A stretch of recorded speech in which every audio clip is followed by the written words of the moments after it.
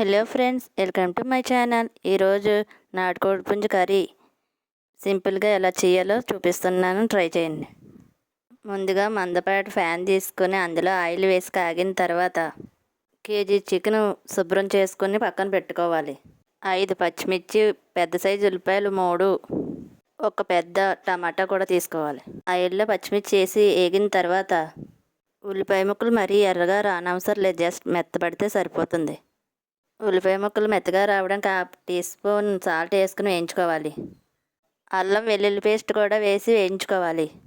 నాటుకోడి కర్రీలో అల్లం వెల్లుల్లి పేస్ట్ అప్పటికప్పుడు వేసుకుంటేనే బాగుంటుంది. ఉల్లిపాయ ముక్కలు బాగా ఫ్రై చేసుకోవాలి, బాగా కలుపుకుంటూ ఫ్రై చేసుకోవాలి. ఉల్లిపాయ ముక్కలు బాగా మగ్గిన తర్వాత సాల్ట్ కూడా వేసి బాగా మగ్గించాలి. ఉల్లిపాయ ముక్కలు ఎర్రగా రాయనవసరం లేదు, జస్ట్ మెత్తబెడితే సరిపోతుంది. కలుపుకుంటూ బాగా వేగిన తర్వాత శుభ్రం చేసుకున్న చికెన్ కూడా తీసుకుని ఆయిల్లో వేసి బాగా ఉడికించాలి.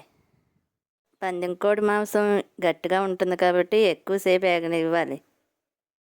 ముక్క బాగా వేగితేనే టేస్ట్ అనేది బాగుంటుంది. చికెన్ ముక్కల నుంచి వాటర్ వస్తుంది, అప్పటి వరకు బాగా వేగనివ్వాలి. మెత్తగా మూత తీస్తూ కలుపుతూ అలా అయితేనే బాగా ముక్క అనేది బాగా ఆయిల్లోని సపరేట్ అవుతుంది. అప్పటి వరకు అలా వేయించాలి. ఈ ప్రాసెస్ అనేది కలుపుకుంటూ మూత పెడుతూ కలుపుకోవాలి. ఇదంతా అవ్వడానికి ఒక 10 నిమిషాలు టైం అంటే పడుతుంది. కలుపుకుంటూ చూసుకుంటూ ఉండాలి. ఈ మాంసం గట్టిగా ఉంటుంది కాబట్టి కొంచెం టైం పడుతుంది. దీని టేస్ట్ కూడా అంతే బాగుంటుంది. ఇది మగ్గిన తర్వాత టమాటా కూడా వేసి ఇందులో మగ్గించాలి. ఇందులో టమాటా అనేది ముందే వేయకూడదు. ఇదంతా కలుపుకుంటూ బాగా వేయించుకుని బాగా దగ్గర పడే వరకు బాగా వేయించాలి. ఇదంతా కలుపుకుంటూ ఆయిల్ సపరేట్ అయ్యే వరకు అలా కలుపుకుంటూ ఉండాలి. చికెన్ ముక్క బాగా ఉడికిన తర్వాత అల్లం వెల్లుల్లి పేస్ట్ వేసి బాగా కలుపుకోవాలి. ఇందులో కూరకు సరిపడంత కారం కూడా వేసి కలుపుకోవాలి.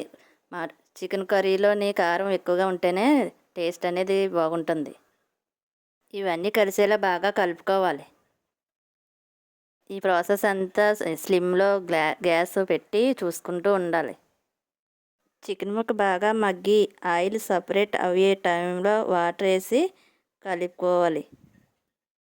ఈ వాటర్ మీకు ఎంత అడ్జస్ట్ అవుతే అంత మీ కూరకు సరిపడంతా వేసుకొని బాగా కలుపుకోవాలి. కొంచెం మందికి పులుసులాగా ఇష్టం, కొంచెం మందికి కర్రీ అంటే ఇష్టం. దాన్ని మీకు రుచికి తగ్గట్టు వాటర్ అనేది వేసుకొని అడ్జస్ట్ చేసుకుంటూ కలుపుకుంటూ గరం మసాలా వేసి కలుపుకోవాలి.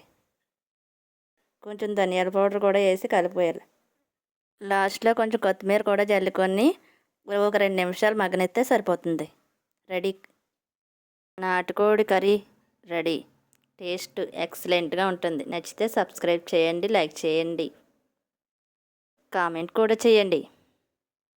రైస్ వడలకు సూపర్.